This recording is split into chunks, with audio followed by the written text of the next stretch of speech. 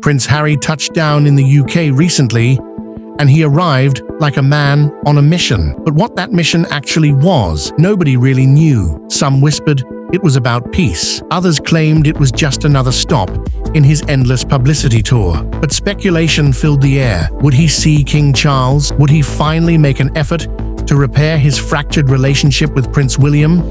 Or would this visit, like so many before, stir up even more tension? And as it turned out, Harry's latest move wasn't through a headline-grabbing interview or a Netflix special. Instead, it came in the most unexpected way. Through a simple conversation with a 17-year-old boy named Declan. Now, Declan isn't just any teenager. At 6 years old, he survived Stevens-Johnson syndrome, a rare and devastating illness that stripped away 96% of his skin, his hair, and even his nails. Doctors gave him just a 20% chance of survival, but Declan beat the odds.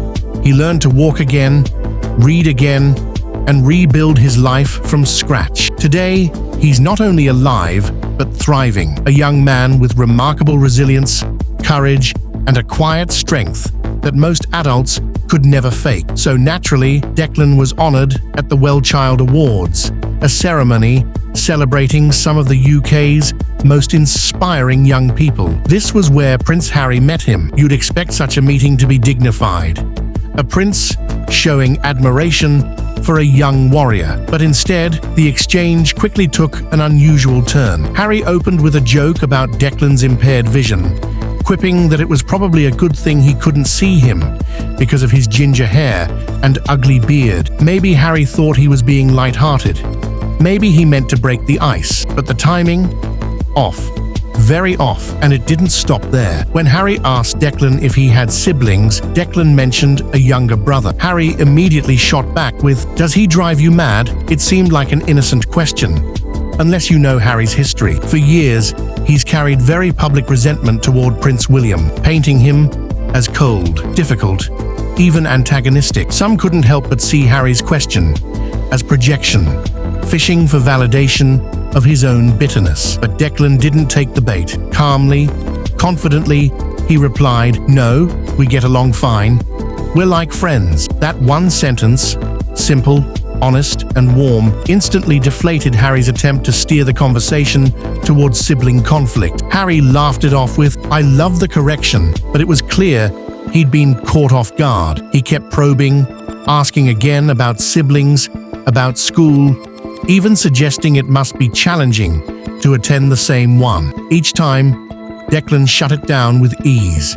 His answers, steady, positive, unshakable. "Actually, no," he said. "It's nice having him around. We look out for each other." And in that moment, the contrast between the two couldn't have been sharper. On one side, Declan, a survivor, fundraiser, and role model who has already raised more than £25,000 for charity, even climbing the O2 Arena despite his vision impairment. A young man who radiates gratitude and resilience. On the other, Prince Harry, a man twice his age, still locked in a cycle of grievance, desperate for affirmation, and seemingly unable to separate his personal wounds from a public event meant to honor courage. For Harry, this wasn't just small talk. It felt like therapy disguised as conversation. Every question about Declan's brother was a shadowy jab at William. Every attempt at banter was really a search for validation, but Declan refused to give it to him.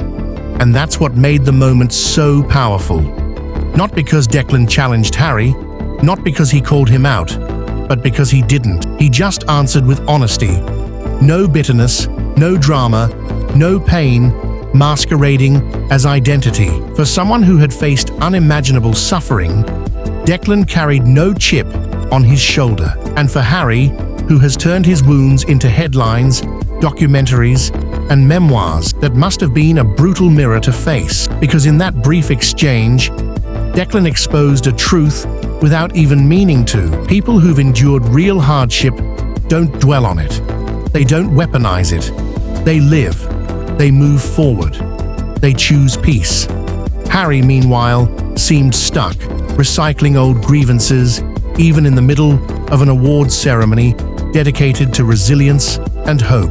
It wasn't always like this. Once, Harry was seen as the fun royal, charming, mischievous, relatable. But somewhere along the way, he traded that lightness for resentment, turning family drama into a never-ending saga. And while William has remained largely silent, refusing to respond publicly to Harry's many accusations, Harry continues to orbit the same pain, dragging it from one stage to the next. The WellChild Awards could have been different. It could have been a redemptive moment, a prince celebrating a true hero with grace and humility. Instead, it became another reminder of how far Harry has drifted from that role. Because when the cameras stopped rolling, the most powerful moment wasn't Harry's words, it was Declan's. Or rather, Declan's refusal to echo Harry's bitterness. No drama, no resentment, just simple, grounded truth. I like my brother. We look out for each other.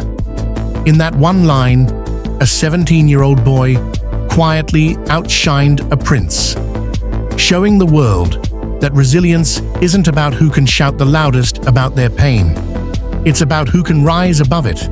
And in that room full of heroes, Harry wasn't the one carrying the crown. Declan was.